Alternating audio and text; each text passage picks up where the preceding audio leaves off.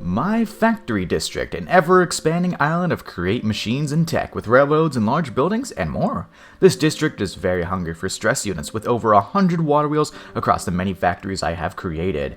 In this episode, I make a gigantic power plant for all my current and future power needs and even slightly change the aesthetic of this place.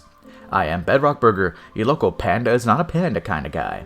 This episode got split up into 2 parts due to me not wanting videos to be monthly, so this episode will be short. I prefer bi-weekly videos instead of monthly. To keep up to date with them, subscribe, helps out the channel. Still don't have a name for the city, by the way. If you have a good idea, I would love to see it in the comments below. I'm deciding between like 4 or 5 options, but I can't really decide. Leave us suggestions below. Power generation has been a pretty annoying thing that I've had to work on since this world started. Underneath each factory is an abomination of water wheels, with my brass and lava building using 50 large water wheels by themselves. It doesn't help the frame rate, honestly. So in creative, I constructed a giant power plant to cover the outside of my new method to generate stress units from one central spot. It's been in the background of some episodes, but only the base of it. Now, we build the full thing.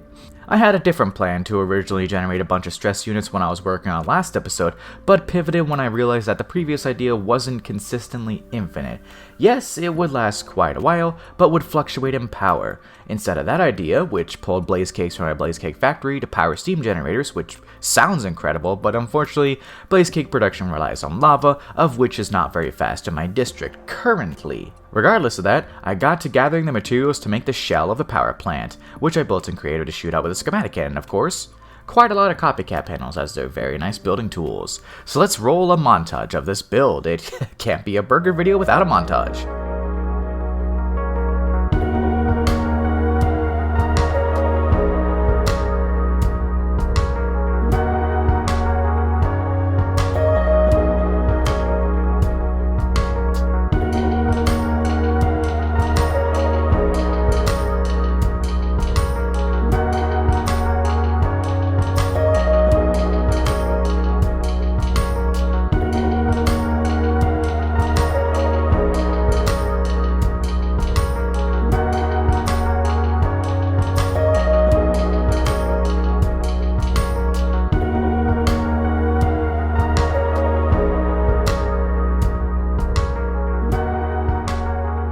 This build is now the tallest in the district by quite a number of blocks, perfect to house all the nonsense that would go into generating all the stress units I need. So here's the plan. Tree farms. Logs and sticks can be used as fuel, so it's an infinitely renewable fuel source. They won't last too long in blaze burners though when I needed a lot of them.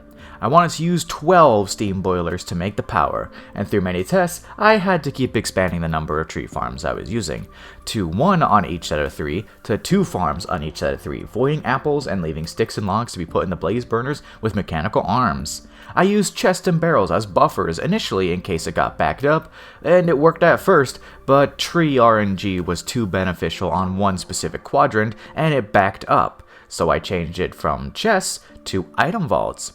As of when I was last on the server, it hadn't backed up yet, but probably will. Sometimes apples get through and I have no idea why. Right now, the item vaults are a band-aid for a larger problem, items clogging up. If I had more time, I'd have used encased fans to burn the logs in a charcoal, but splitting this episode meant saving other footage for next episode. The power plant, after it was finished, generated up to a whopping 1.3 million stress units. So now it's time to hook it all up underneath the roads. But, speaking of roads, let's pivot to another section. While building the power plant, I occasionally took breaks from it to entirely redo the road with another server member. Just using black concrete was kinda boring, so we swapped it out with a color palette to make it look like an aged and not recently repaved road, using deep slate, cobbled deep slate, and tuff. With the trowel mod that I added, randomizing it all became easy. Enjoy this montage, again, of the road replacement.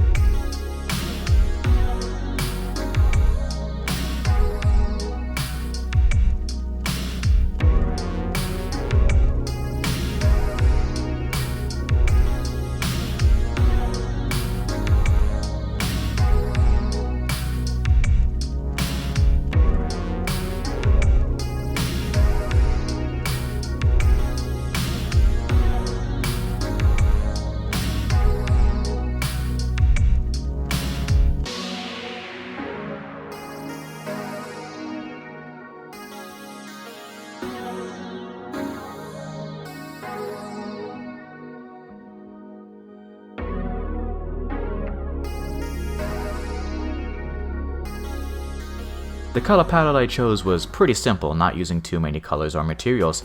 It's the first of several color palette changes I'm going to do for the city. With the roads build, I hooked up my factories to the power plant underneath the roads, removing every water wheel. It was actually very relieving to do that because now there's so much space underneath these buildings. After hooking it all up, I ended up using only 50,000 stress units out of the whopping 1.3 million stress units that the power plant generates. Talk about overkill. Well, on the bright side, it'll be more than enough to last the rest of this world's existence, however long that may be.